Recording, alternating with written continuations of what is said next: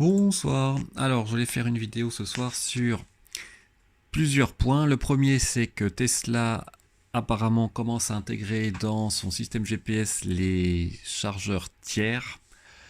Alors c'est intéressant vraiment, ce qui veut dire concrètement que quand on appuiera sur l'icône des chargeurs sur le GPS, en rouge vous aurez toujours les superchargeurs Tesla, mais en dessous commencent à apparaître les chargeurs tiers. Alors vous allez voir que j'ai essayé après.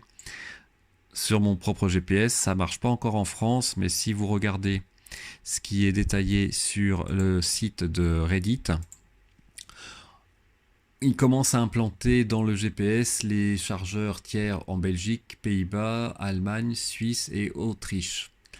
Et donc vous faites dérouler le menu de roulant vers le bas et vous pouvez sélectionner directement le chargeur qui vous intéresse. Alors moi ce que j'ai fait, c'est que j'ai regardé par rapport au chargeur Allego, chargeur rapide, pas ultra rapide, car il y en a près de chez moi à Europa Park. Donc concrètement, je suis allé sur mon GPS, j'ai sélectionné Rust, et vous voyez, ensuite j'appuie sur l'icône des superchargeurs, et hop, qu'est-ce que je vois apparaître en dessous?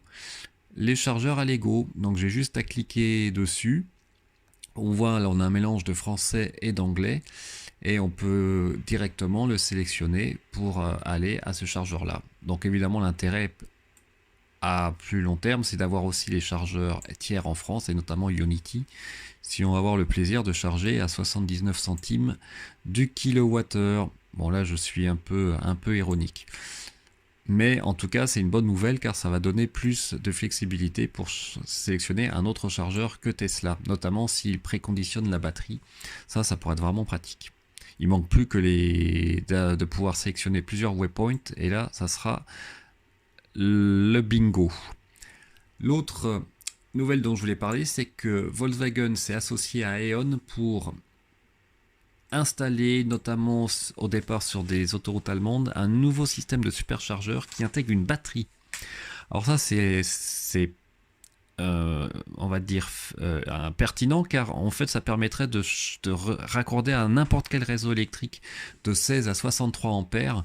Donc a priori ça pourrait faire du 22, alors ça doit être au moins du triphasé, mais je connais pas le voltage, mais ce serait du 22 à 50 kW. Et donc les coûts seraient beaucoup moindres parce que vous chargez la batterie en continu pendant la journée. Alors après, il faut quand même que la batterie soit assez grande pour pouvoir supporter plusieurs charges, on va dire à chaque fois de 50 kW. Ce sont des voitures avec une batterie assez importante comme la Tesla 3. Mais pendant la nuit, par exemple, elle pourrait recharger complètement. Mais si la capacité est assez importante, eh bien, ça permettrait de multiplier à un coût moindre, on va dire, ce type de superchargeur dans beaucoup de stations-service sans faire des travaux, on va dire, très très importants. Donc à surveiller, mais c'est une idée en tout cas intéressante et j'espère que ça va se développer et aussi en France parce que ces superchargeurs, c'est vraiment ce qui manque pour les voitures hors Tesla à l'heure actuelle pour se déplacer en Europe. Donc plus il y en aura, mieux ça sera. Et même pour nous, propriétaires de Tesla, si un jour on veut charger là par nécessité, même si le tarif est plus cher que Tesla, ça peut être vraiment pratique. L'autre nouvelle dont je voulais parler, c'est que ABRP a mis à jour son application, en tout cas sur Android, et maintenant il y a la calibration automatique qui fait partie des options. Donc ce que je comprends, c'est que avant la voiture se synchronisait avec ABRP au départ, donc on a pour l'état de la batterie, mais maintenant ça peut être automatique au cours du trajet. Donc ça va rendre encore plus pertinent l'estimation de la consommation de la voiture et de la prédiction jusqu'au point d'intérêt ou au point d'arrivée. Alors après, il y a d'autres fonctions, notamment un mode sombre pour la nuit. Donc voilà, ils essayent d'améliorer leur système petit à petit. Il va falloir que je teste ça plus concrètement dans les semaines qui viennent. L'autre nouvelle, c'est que ChargeMap baisse ses tarifs de recharge. Donc maintenant, je pense que c'est actif. Alors, ils diminuent d'un tiers leur commission, ce qui fait que concrètement, ils prennent 1,50€ pour 15€ au lieu de 2,25€. Alors bon, c'est bien, hein, c'est toujours intéressant pour ce qui nous concerne quand on doit utiliser des bornes et qu'on utilise leur carte. Alors j'ai regardé d'abord si tous les réseaux étaient concernés et ils disent que oui. Donc ça, c'est une bonne nouvelle. Mais ce que j'ai voulu aussi vérifier, c'est, par exemple, avec les fameux chargeurs Unity, est-ce que ça baisse vraiment? Et je pense qu'on passe de 0,89 à 0,86 centimes d'euros. Donc bon, c'est pas encore la panacée. Mais là, c'est pas vraiment leur faute, entre guillemets, c'est plutôt la faute de Unity, et en tout cas la faute. C'est leur choix stratégique, à voir si ça va être payant ou pas dans les semaines et mois qui viennent. L'autre tendance que je trouve très intéressante, c'est que ça y est, vont arriver sur des marchés des voitures électriques, on va dire à coût moindre. Alors Dacia s'y met, la KZ2 qui était prévue pour la Chine au départ va venir a priori en Europe avec un nouveau nom, la Dacia Urban City Car. Donc c'est vraiment une batterie de 33 kWh et un tarif entre 15 000 et 20 000 euros hors bonus. Notamment 15 000 euros, alors hors bonus, alors ça ferait 9 000 euros, j'y crois pas trop quand même. 9 000 euros net, alors là, c'est vraiment une super affaire pour les gens qui habitent en ville ou en périurbain. À surveiller.